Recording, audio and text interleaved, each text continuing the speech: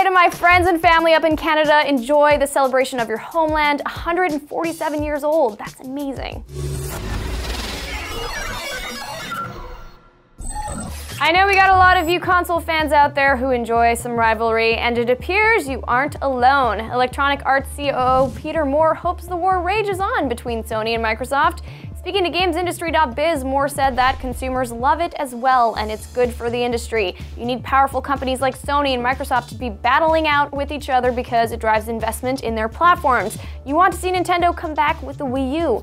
All in all, it becomes healthy for gamers, for the environment. When you have a runaway winner, that actually has a reverse effect. Well guys, it looks like arguing about your console of choice in the comments is good for the industry. Just try to be a little less vulgar about it, okay?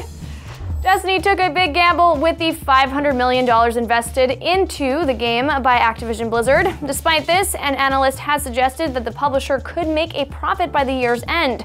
Using a formula that compares games' post-launch sales to pre-orders, the analysis is based on 6 years of Amazon bestseller data and sales from NPD.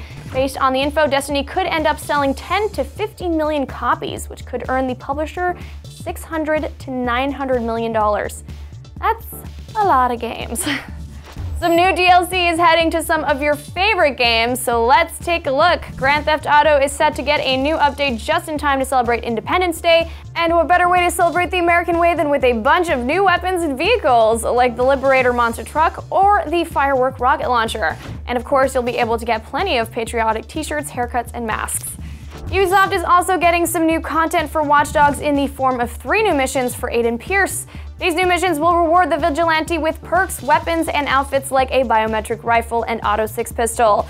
Season Pass holders already had access to the content a week early, and everyone else will be able to get it tomorrow.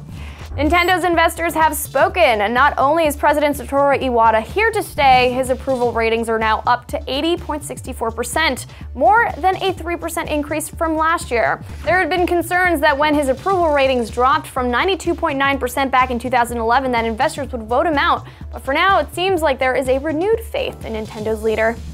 Speaking of Nintendo leaders, legendary designer Shigeru Miyamoto told the LA Times that the quirky, odd humor you've come to love and expect from Nintendo games should really be its own genre, the Nintendo genre, if you will. Miyamoto said that it's not that I don't like serious stories and that I couldn't make one, but currently in the video game industry, you see a lot of game designers who are working really hard to make their games seem really cool. It's a lot easier for us to laugh at ourselves. It's almost as if we're performers. So how do you guys feel about the Nintendo genre? Do their games help balance out all the realistic, gritty games out there, or would you rather they try to get in on the seriousness? Let us know what you think in the comments. Hey guys, you might have heard about RiffTrax, the guys from Mystery Science Theater 3000, and you probably know about Sharknado, the massive sci-fi channel hit from last year. Well, combining the two is a match made in heaven. A heaven with a giant tornado full of hungry sharks.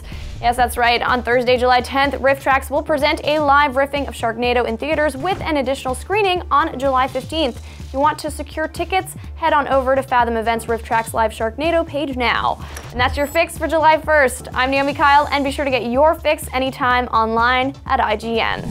Like today's episode of The Daily Fix? Make sure to subscribe to IGN News. We'll bring you updates on video games, movies, TV, and tech all day, every day. Subscribe at youtube.com/IGN News.